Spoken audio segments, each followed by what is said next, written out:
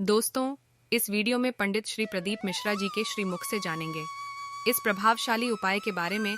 उससे पहले आप सभी श्रद्धालुओं से विनम्र निवेदन है कि इसी तरह के प्रभावशाली उपाय के लिए हमारे चैनल को सब्सक्राइब करें और लाइक करें और अपनों के साथ शेयर करें। हमने पहले भी कथा में कहा, रायपुर की कथा में भी कहा और भाटापारा में भी कहा, विषम परिस्थिति किसी के हाथ जोड़ने से अच्छा है, किसी के पास जाकर बैठकर रोने से अच्छा है देवाधिदेव महादेव के मंदिर में एक लोटा जल धीरे धीरे एक बेलपत्री समर्पित करना। बेलपत्री की जो डंडी है बस शिवलिंग पर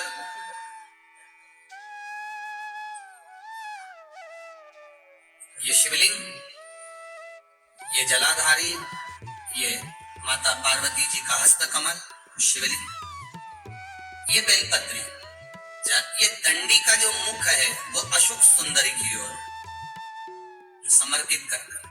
एक लोटा जल धीरे धीरे, बिल्कुल धीरे धार में अपने हृदय की बात बाबा से दिल से कहते हुए, बाबा बहुत दुखी, बहुत कष्ट है जी बाबा, बहुत तकलीफ में जीवन चल रहा है और तू ना संभालेगा तो संभालेगा।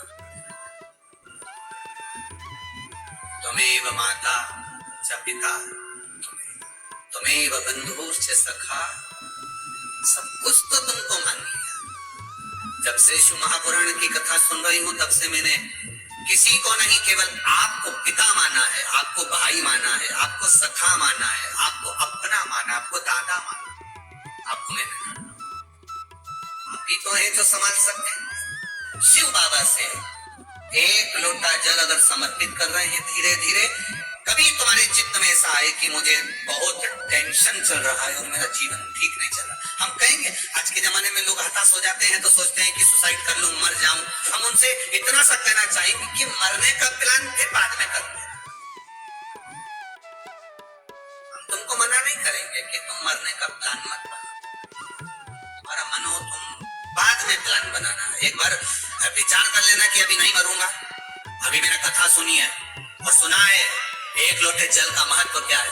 कर्जा हो गया ना चुक जाए, दुख आ गया ना कट जाए।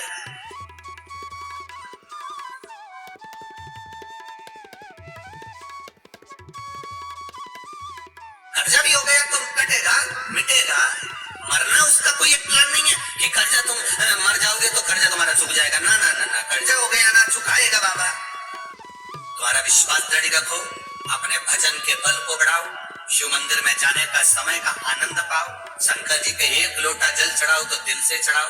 राम नाम, कृष्ण नाम, शिव नाम जो जप रहे हो उसको दिल से जपो, भगवान की भक्ति दिल से करो। आया हुआ समय, आया हुआ दुख कटेगा, थोड़ा समय लगेगा, धीरे धीरे धीरे धीरे वो कट जाएगा। बर्तन होता है ना बहुत काला हो जाता है तो उसको माताएं रगड़ती है, वो साफ नहीं होता तो फिर क्या करते हैं उस बर्तन को। अगर बर्तन साफ नहीं होना तो फिर उसको क्या करते हैं, उसमें छाछ भर देती है, दही भर देती है, नींबू लगाकर छोड़ देती है, खट्टी चीज से वो साफ हो जाएगा। तो थोड़ा अगर समय लग रहा है और लगे कि तुमको कि ये ठीक नहीं हो रहा तो समझ लेना कि भगवान ने भी कोई छाछ भर दी होगी। भगवान सुन क्यों नहीं रहा, भगवान ने भी कोई दही भर दिया होगा। ये समझ क्यों नहीं रहा, ये ठीक समय आ क्यों नहीं रहा, आएगा। थोड़ा बाबा पर भरोसा रखो, विश्वास रखो, सारी समस्या का हल बाबा को समर्पित करो। बोल बम का नारा है, बाबा है, उसके सहारे जियो ना। हम क्यों संसार वालों के सहारे जियो। तो कह दिया सावन का महीना हो, हाथ में गंगा जल भरा हो, रावण लंकेश दशानन दशग्रीवा जाकर शिव को चढ़ाया जाए। हाँ, शिव को चढ़ाया जाए।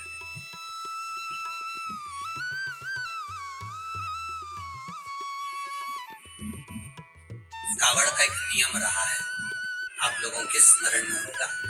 जितने भारत के भूमि के, इस विश्व के लोग जितनी कथा कावड़ शिव महापुराण की कथा तिल्दा नेवरा में चल रही है, इसमें हम सुनेंगे कि कावड़ का नियम क्या होता है। कावड़ का जल किस जगह पर रख दिया जाए लाकर थोड़ा सा कि जीवन में कभी संपदा की कमी ना हो जिंदगी। कावड़ का एक नियम होता है कि कावड़ को ये कंधे से ये कंधे पर रखना है तो सिर के ऊपर से कभी नहीं लिया जाता। कावड़ को इस कंधे से इस कंधे पर लाना है तो सामने से लाया जाता है, पीछे से लाया जाता है और सिर पर से पार कर उसको वापिस नहीं लाते, सिर पर से।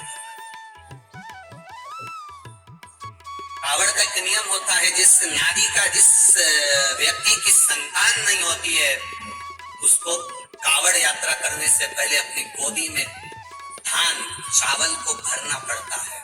गोदी में उसको जब तक महादेव के दरवाजे तक नहीं चली जाती जब तक उसकी गोदी में वो धान चलते चलते उसकी झोली में वो हिलता रहता है। कावड़ का जल उसके कंधे पर रहता है और जब वो कावड़ जिसकी औलाद नहीं संतान नहीं जब वो कावड़ का जल महादेव को चढ़ाती है तो पहले जल समर्पित करने के बाद फिर चावल के दाने बाबा के उस शिवलिंग पर समर्पित करती है कि बाबा मेरी गोदी में तू यहाँ तक लेकर आया है, ये गोदी खाली मत छोड़ना, मेरी गोदी भर देना भले 25 साल हो गए।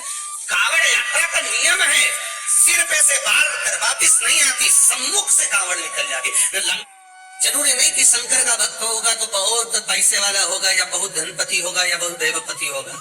जिसके पास में भजन की दौलत होती है, जिसके पास में शिव नाम की दौलत होती है, जिसके घर में लोटा पानी चढ़ाने का, जिसके घर में एक लोटा जल चढ़ाने का है, जिसके घर में शंकर जी को चढ़ाने के लिए जल है, समझ लेना कि दुनिया की सबसे बड़ी दौलत तुम्हारे पास में है, फिर तुम कभी खाली नहीं हो।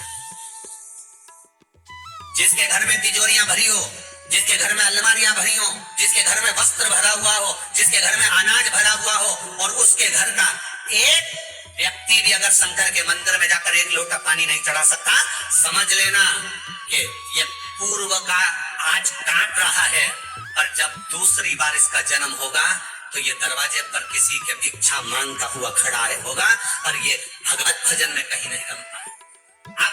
अगर आपके घर में एक तांबे का लोटा एक साधारण सा पात्र है शिव को जल चढ़ाने के लिए, एक लोटा जल आपके पास में शंकर को जल चढ़ाने के लिए, जरा विचार करिएगा। लंकाधिपति रावण को जब विद्वत्ता के अनुसार लंकापति रावण को ये ज्ञात हुआ कि मेरे महादेव ने मंथन का विष पिया है, मंथन का विष पिया, शंकर जी ने विष पिया, चल गया। शंकर भगवान ने विष धारण किया, चल गया। और शंकर भगवान ने विष पीने के पहले जब विष का कटोरा उनके पास में आया, वो विष का कटोरा जब शिव जी के पास में आया तब उस समय पर विष की गंध शंकर भगवान की नासिका से उनके शरीर में प्रवेश कर गई।